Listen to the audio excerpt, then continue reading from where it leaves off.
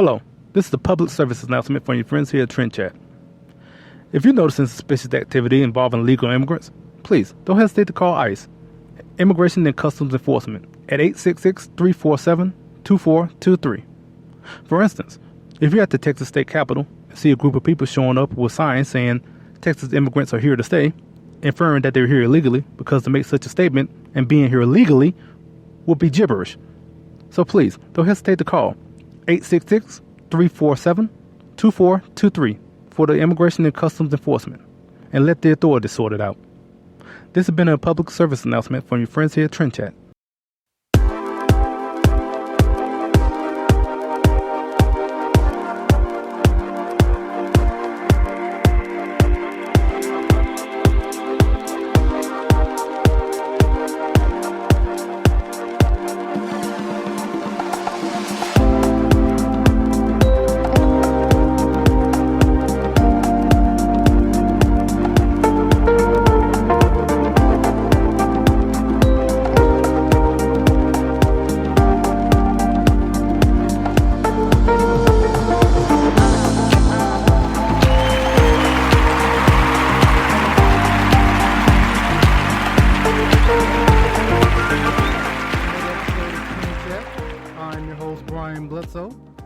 And you want to connect with us on social media, just go to TrendChat 24/7, whether it's on Facebook, Instagram, or Twitter. It's all the same name. And yes, I guess if you heard that little PSA I just dropped right there, that was a little bit of kind of what happened yesterday at the Texas State Capitol, as you had a group of protesters, a large group of protesters out there. And I just wanted to leave that little public service announcement for everyone, just to make sure everyone knows when a situation like that happens, just to just give ICE a call. Just let like I said in there, let the authorities handle it and let them sort it all out. If just a little bit of suspicious activity going on. So anyway, let me finish. I write for Politichicks, and if you want to read my articles on Politichicks.com, just go to Politichicks.com/author/Brian Bledsoe. And speaking of that, also the new book by Politichicks, A Clearing Call to Political Activism, which is out right now. And one of those articles that I've written for Politichicks is in the book about my journey to be a delegate at the Republican National Convention last year in Cleveland. And we would definitely appreciate everyone that is listening to my voice to pick it up. And as I've mentioned before, we'll probably do something about some sort of maybe a contest or something for the show, for the book, as far as giving one away. So, well, like I said, that I just thought of doing that little PSA earlier to start off because, if you don't know, yesterday at the Texas State Capitol, which was the last day of the session, legislative session, supposedly. I mean, it could go into a special session later in the week, but yesterday was the last day, and apparently you had a group pretty much that was against something that was already put into law earlier in the session about sanctuary cities, and for some reason they felt that they need to come out and protest it now after the fact. But either way, they went into the House chamber, went up and caused a ruckus, basically disrupting everything with their protesting. And a representative named Matt Rinaldi, he said that he called ICE. He told the Democrats who were actually cheering on and basically egging on these protesters to keep going in their disruption of what was going on in session. And Rinaldi told them that he called ICE on them, and I heard so many, you know, people, especially that are against, Representative Rinaldi, and saying that, well, how did he know they were illegal? And he just saw brown people and just suspected they were illegal immigrants. Well, no, they were they were wearing shirts and having signs saying, like I said, that in the beginning, Texas immigrants are here to stay. And okay, if you're saying that you're here to stay, so why do you have to make that statement unless there's something illegal going on or something going on that you fear that you might not be here to stay? Because if you're here illegally, that makes no sense to even make that statement. So that's why I would assume, and anyone else could make a very educated guess, that I'm guessing we're dealing with illegal immigrants here. And that's not to say everybody there was an illegal immigrant. I wouldn't say that. But I'm guessing that some are. And I'm pretty sure you have a lot of, I would say they're enablers. And when I say enablers to illegal immigrants, I'm not just talking about liberals and progressives and Democrats. I mean, they're enablers on the Republican side as well. So that is a very educated guess to take if you see something like that. So yeah, it totally makes sense for him to call ICE. And I said this before, all over Facebook and Twitter. It's funny. I just want to say I hope everyone had a good Memorial Day yesterday, because most people was off, and I hope everyone, and I guess enjoyed their time off, but also remembering why we're having that day off, and remembering all the fallen soldiers and that have fought to basically keep this land free, or at least for us to have these actual demonstrations to happen naturally. What happened in Memorial Day, we're remembering the people who have fought for a demonstration that kind of happened yesterday. Now, the type of protesting they were doing as far as disrupting everything and whatnot, but even still, you do have that freedom, as opposed to some countries you go to. You would have done something like that, they would just shot you, whatever. And but like I said, that particular protest in that sense, as far as being disruptive and whatnot. But because if they were outside, put it this way, if they was outside doing it, you can disagree. And I would disagree as far as what they were protesting, but as long as they're doing it, right way, have nothing against it really. So, but yeah.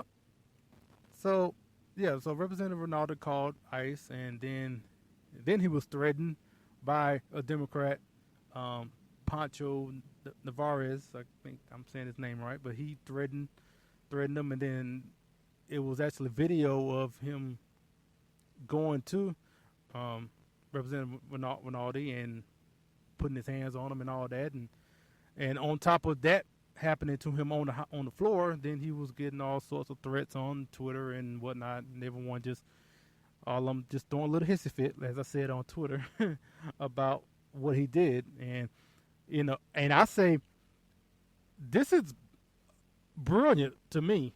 Like, anytime you have these illegal immigrant protests pop up, like I said yesterday on Facebook and Twitter and whatnot, I got ICE on my speed dial now.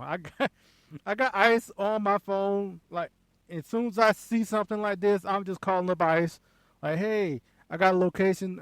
Apparently, especially if you got a sign saying I'm illegal, or even something like they did yesterday, as far as saying I'm here to stay or something like that. Basically, like I said, inferring that something is illegal going on, or about whatever. So, yeah. I'll just call ICE, and just, hey, it's a suspicious activity going on, so I'll just let them handle it. Okay, so I think this should happen every time now. Anytime they pop up, just instantly call ICE. Everybody, just call ICE. Call ICE and just call the authorities too. The authorities meaning like the police or whatever like that. But first call ICE. Because for one, I never, even in the past when I would see these protests, like you have a group that are basically just bragging about being here illegally and saying it. And why is no one like reporting this? And why don't I just see a big bus come in and just scoop them all up right there? I mean, you basically you're making it easy. It's like they're all right here. At least a good number of them. Why don't you just call whoever that needs to come, like ICE, just come by. Hey, I see a lot of y'all saying y'all illegal here. Let's have a talk, and, how about we take you down to the station somewhere and let's, sort this out. You say you're illegally, so and this is Immigration and Customs Enforcement, so we need to see what's the deal here. So yeah, and also earlier today, just saw probably about an hour ago, another one of these, I guess, I don't know, A or D-list celebrities, C-list, I don't know where she is, but what's her name, Kathy Griffin. She's been on CNN doing their New Year's Eve things and other stuff, but she had these video and some photos of a bloody, beheaded President Trump head in her hand and doing it, having a photo of it and all that. And it's totally disgusting. And the thing about it, if you've been listening to this show at any point, the first thing that pops in my head is that, okay, let's just go, the same old, what if this was Obama and how this will be, perceived and reported on. And it just clearly shows, given it just happened, so we don't know what's going to happen with Kathy Griffin. But I would say this, without anything else happening, I could say this, whatever that happens to Kathy Griffin would not be as bad as what would have happened to any conservative or any Republican or anybody, regardless of what party they with, if they would have done the exact same thing about Obama in the past 8 years. Nothing I don't know anything else that's happened right now because it just been released the past couple of hours. But I'm saying it right now. Whatever happened to Kathy Griffin would not be as bad if someone else would have done that about President Obama in the past 8 years. If they would have said that, done that. So I'll just make that statement right now. And so like I said, that just happened, and I do want to get to our guest, very special guest, because if you've been listening to this program, another thing I've been talking about ad nauseum is the Founding Project. And I've talked about how they are bringing civics to citizens and how they are bringing this video series together, and they're getting things, lined up and to come out in the future, and they're just educating citizens on Declaration of Independence and the Constitution, all these things that, if I'm pretty sure if we knew more about, a lot of problems would be, we wouldn't have as many problems. We wouldn't have as much, division. I would say that much, because if we just understood the basics of our founding documents, then a lot of this wouldn't, we wouldn't have to have all these debates on every single little thing if everyone kind of just knew the basics. And the kind of one of the things I brought up is about, just knowing the Electoral College. That's one thing. If everyone just, understood that, then you wouldn't have to have so much that is going on as far as wanting to debate that. So, and, wow. I don't know if y'all hearing that, but I'm broadcasting out of Kansas City. And, yeah, it's storming a little bit out here. I don't know if y'all actually heard that thunder, but yep. Guess we need to hurry up get this show off before I get struck down over here or something. But it's storming pretty bad out here. But but let me get to our guest, and we will talk with Maggie Dine, the co-founder, the president of the Founding Project, and we talked to her. And like I said, she will give. I've been talking about the Founding Project basically in like 30 seconds, but now we have someone to talk in detail about the programs that they're looking to do and the video series and the details about the Founding Project. And so I hope everyone would get more from this interview than what I've been saying in the past, ever since the program started. So here's our interview with Maggie. Hello, this is TrendChat. I'm your host, Brian Bledsoe, and we are pleased to have the co-founder and president of the Founding Project, Maggie Dine. How are you doing? I'm just fine, Brian. It's really nice to finally meet you, even if it's just through airwaves. Thank you for inviting me. Yes, and I'm just glad that we actually are talking about the Founding Project, other than just me kind of saying the same thing I've been saying on TrendChat from episode to episode, and now that I finally have someone here to give more details as far as what the Founding Project is about and everything that is coming up. So I'm definitely pleased in just having that opportunity as well. So first off, the Founding Project, everyone has heard how I describe the Founding Project, but I'm definitely know that you have better details than I have. So tell everyone what the Founding Project is about. Well, I'm not sure this is better, but from my perspective, the Founding Project is partly a movement. Technically, legally, we are a 501c3 charity. We're an education nonprofit. We are dedicated to education solely about civics, the U.S. Constitution, the founding principles, related subjects to that. And I think that maybe the more important part to that, at least from the eyes of our team, is that we not only are dedicated to the education on that, but we want to make sure that citizens get that education. We actually intend to take civics to citizens. We've put our heads together and recognize that there is so much ranting going on and just anger and no traction being gotten on really any political theory, any political idea, and yet the resounding cry from people is rights, freedom. Those are all issues that our founders dealt with. And we're looking at recapturing what it is that our founders knew. And that's what we want to bring to citizens.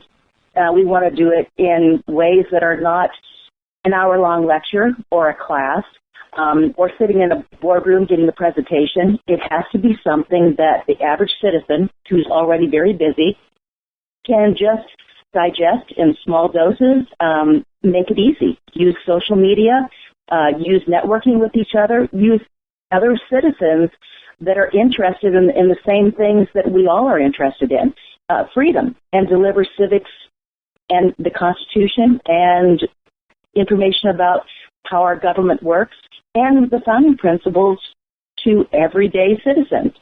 So it's kind of a movement along with being something that's educational. And hopefully that gives you the basic idea of where we're coming from. Okay. And I've mentioned on the show a couple of times about the Facebook group and the website coming up, and I just mentioned on Tuesday about the video series. So I guess just tell us everything that is either going on now or is coming up. Well, we've got a few things brewing, so I'm glad that you asked. Probably the biggest thing recently is shortly after launching our Facebook page, our official entity for social media, we also just debuted our video series, our civics education series, hosted by Kim Anderson, a delightful young lady. And that series will be there to take average citizens through a regular civics course, but we'll do it in very small doses so that if a citizen is busy, they can do this on their free time. They can listen right before they fall asleep at night, not that it would put them to sleep, but they can pick something at the time that works best for them. It's short, it's sweet, it's charming, little fun, little smiles. So we're very pleased to be starting that, and that's something that's going to be an ongoing routine and will continue until we're through the entire series. And it's designed to go through several years. The next incentive that we want to get going is just in delivering the concept to our members and to other people, what exactly is going on with civics in America. And this is no fault of teachers or anything, but civics education, as was once known, is rather missing in our society. We've focused on science, engineering, technology, math, and we need to do that. But civics kind of got left behind. It's not part of any kind of standardized testing. And here we are sitting with the greatest story of freedom ever told, and we don't know it. It's the story of us, the story of the U.S. We don't know it. We don't know why we're free, and we collectively. But we've kind of lost that. And I think we've forgotten that for centuries, people got up in the morning and did exactly what their overlord told them to do. For thousands of years, if you were born a serf, you died a serf, and your children and your children's children did the same thing. America came along and changed that. And we have a government that is totally powered by citizens, but we're not training our citizens to handle that really big job. You aren't born with that, just as you aren't born knowing how to handle your free will.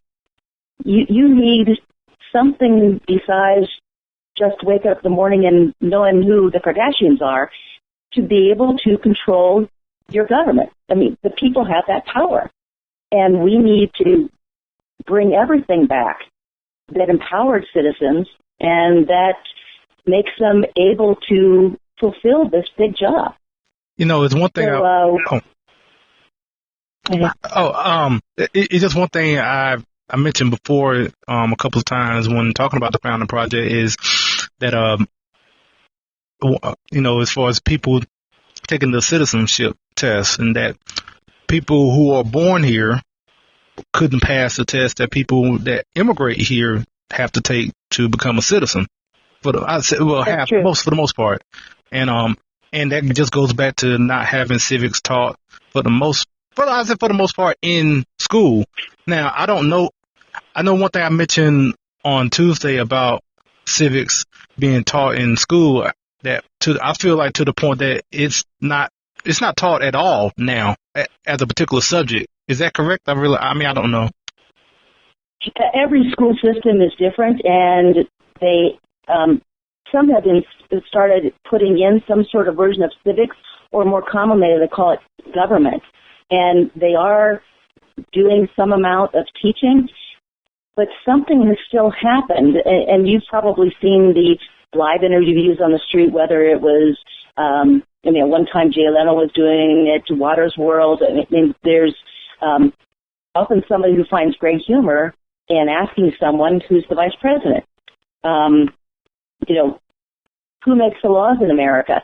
And we get these, answers that are funny and yet sad, because these people are voting. These people are making decisions about what their schools will teach. And so even if they are trying to put something in that gives their children some sort of idea of what civics, looks like, or what their government looks like, we're often dealing with parents who don't know either. And I certainly would never call myself an expert on the subject, just because civics is huge and broad, and what our government does is complicated. and there are constitutional scholars and attorneys that handle our Constitution, but we can certainly pass along the basics of how to be a good citizen, which includes being self-sufficient, includes knowing how your government works, includes knowing the Constitution.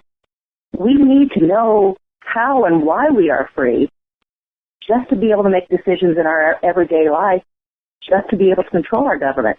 And so, answering your question, I think people are trying to get civics.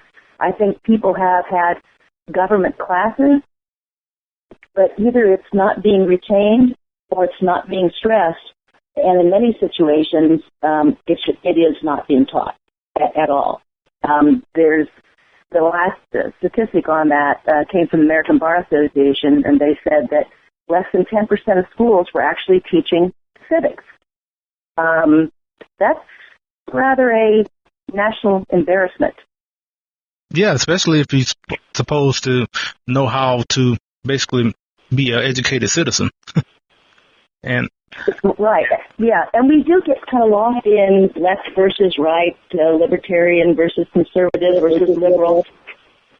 We do get lost in all that, but what it comes down to is that if we don't have a base of freedom and a base of understanding why we're free, how we became free, what makes us free, really no political theory can gain any real traction. It's all a matter of angry ranting. We want to engage citizens into that common ground that we used to have, the common ground of the Constitution, the common ground of freedom and rights. When we have a common ground, that gives us a shred of chance at unity. It gives us a basic conversation to begin with. Then we can start addressing where we may have gone astray and how much freedom do we have left.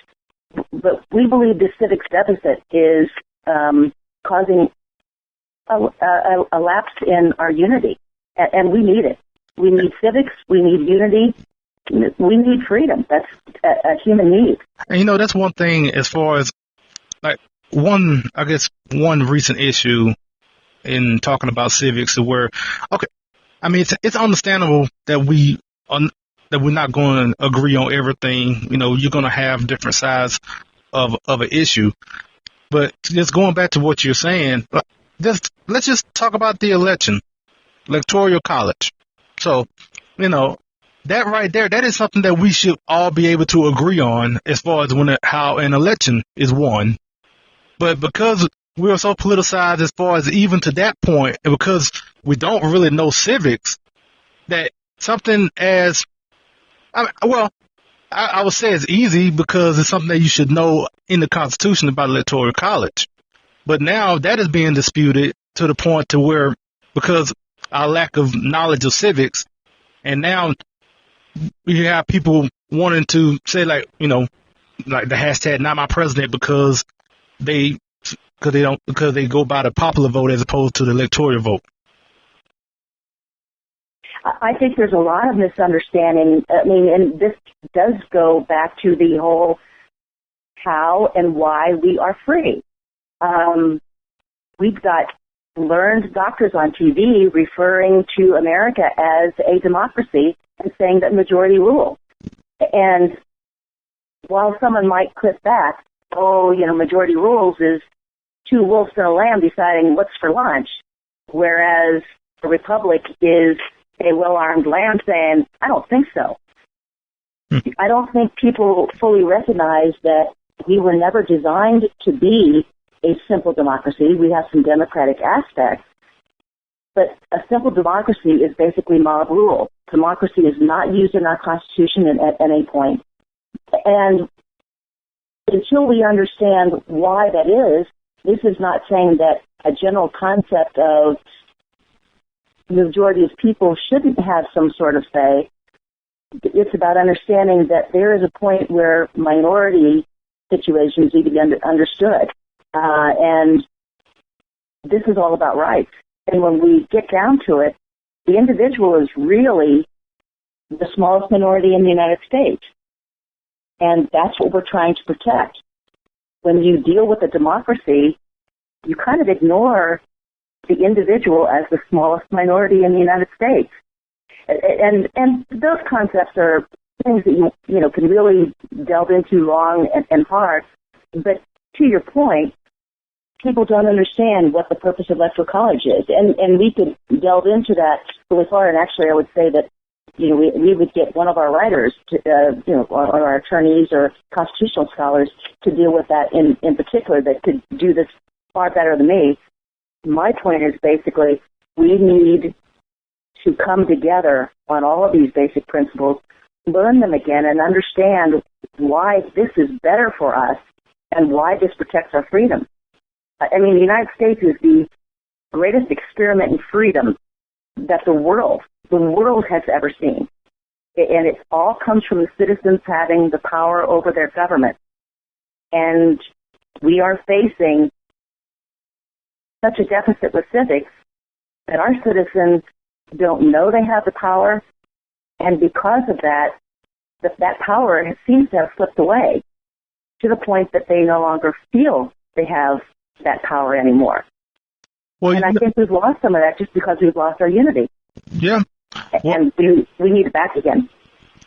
Yeah, and you know, obviously, we can have our own little lecture right here, but that is a great thing about the Founding Project right now, and with the video series and everything that's coming up, that there are going to be a lot of opportunities coming up as far as for people to learn, you know, I would say the lost art, have a way to say lost art of civics, but just this is a great project that is going on, you know, the Founding Project.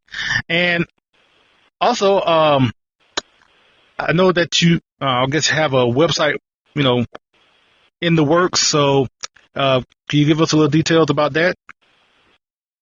Yeah, I think first I want to touch on the fact that kind of reiterate, this is a nonpartisan effort. We are a charitable organization. We are a 501c3. Our purpose is education. With that purpose is unity and restoring our constitutional republic. And I think maybe unity is more stressed. Toward that end, we want to engage all citizens. And we're going to need citizens to be this civics movement. With us, we'll provide the information. We partner with citizens in our social media team. We take civics to citizens. And our Facebook page, Twitter, YouTube channel, and now this video series, and finally our website will be part of that. And our website is in the works. We've got a team of wonderful writers. We actually have a team of wonderful people. We've got wonderful volunteers doing social media. I work with a management team that is an absolute delight. You've obviously met Kim Anderson on the video series, the host for that. And I'm looking forward to people getting to know the talent of our writers on our website. And I tell all of them that they're my favorite writer because they are. And they each have their own gift that they bring to the table. So we're very, very excited about the website. We do want to grow our membership because the website needs a tremendously large amount of support. I mean, just incredibly large amount of support. So we need members. We need advocates, people who are willing to take our information and spread it. We need people that are on our social media team to help spread the information. And just as everyday members look at themselves and say, hey, listen, every movement can be started by one person. We're actually asking every citizen to be the one, to be that one person that spreads civics education. If one person spreads to 10 people, that's 10 more people that know. If 100 people spread to 10 people, that's 1,000. And obviously it keeps going from there. So we want to combine everything that's easy and accessible for citizens, and that includes the website, video series, Facebook, memes, whatever it takes to make it easy for citizens, and join forces with everybody, nonpartisan, everybody from either side of the table, from all sides of the table, and make it one big round table of people advocating for civics education so we can be that group of people like the founders were. The founders didn't agree on much of anything other than maybe beer and freedom. And yet they brought all of their different opinions together, and the common ground was freedom. They succeeded in getting it. We need to succeed in keeping it. And that's what we're here for. Yeah. So I guess my message would be is we need members, we need people to join forces with us. Okay. And I guess for TrendChat, we definitely enjoy, spreading the word about the Founding Project on here as much as possible. And I definitely encourage people, everyone that's listening to go to the Facebook page. As a matter of fact, you know what? Now that you are on, you tell everyone how to get in touch with the Founding Project.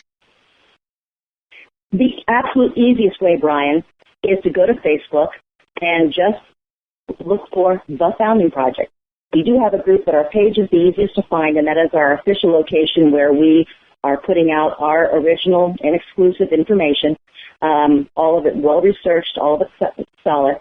It's www.facebook.com/Founding Project. And all of our information is there, and anyone can find it. On Twitter, we are just at founding_PROJ. But it really is the easiest to find us on Facebook, on our page. We invite everyone to come and be part of this with us. Okay.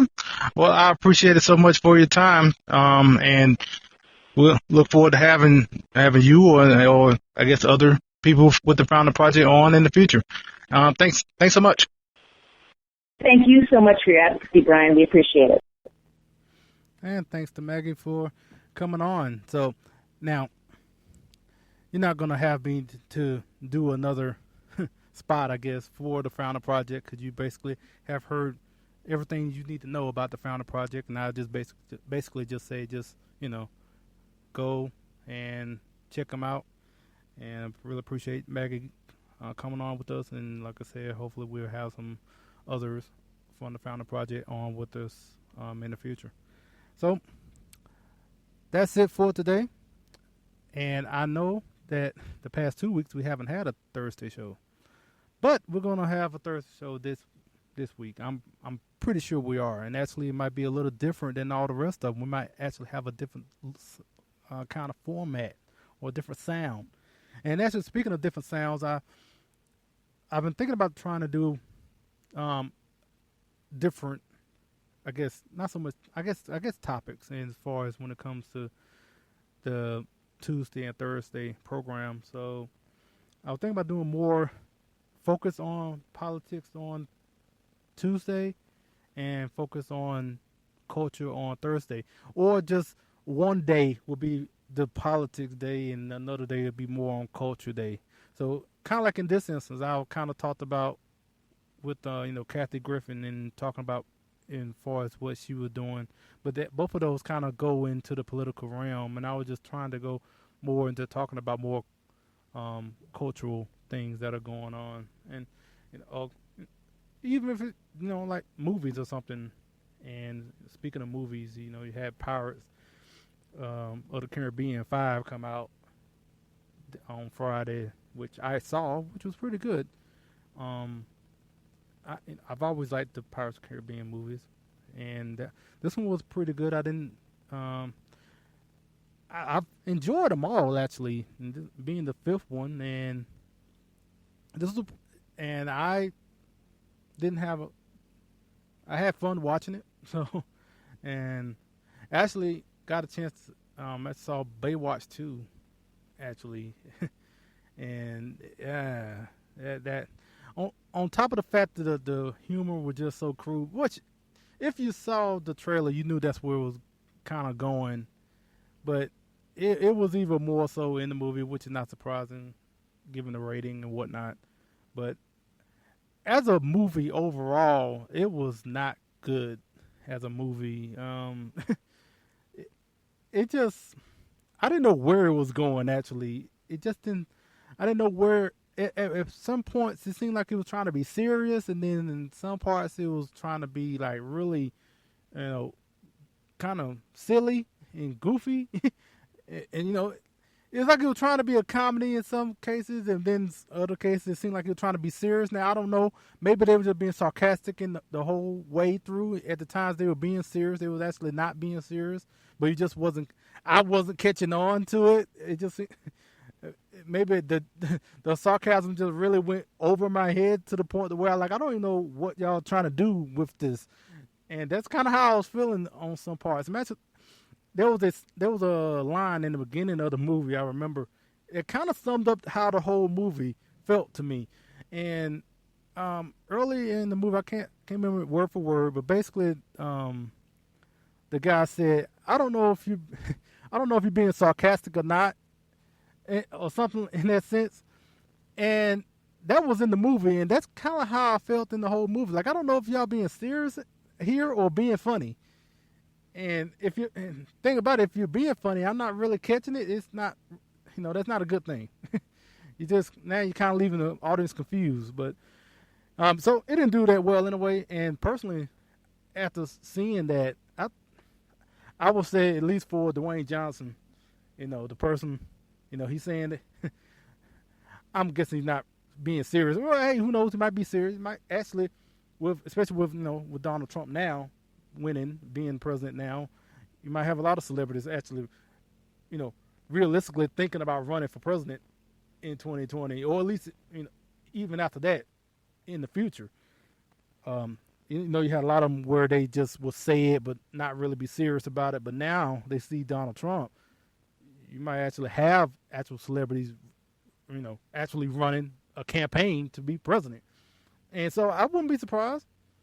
I definitely don't, not going to take it as a joke all the way, wholeheartedly. I definitely think that it's, in the realm of possibility that he would have run. So, anyway, like I said, Dwayne Johnson, the whole thing was saying about him running for president, and then they was actually started to do polls about it and whatnot.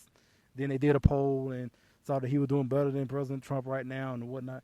And honestly, I think, any celebrity right now will probably do better, because you just have people that will say like, well, why not?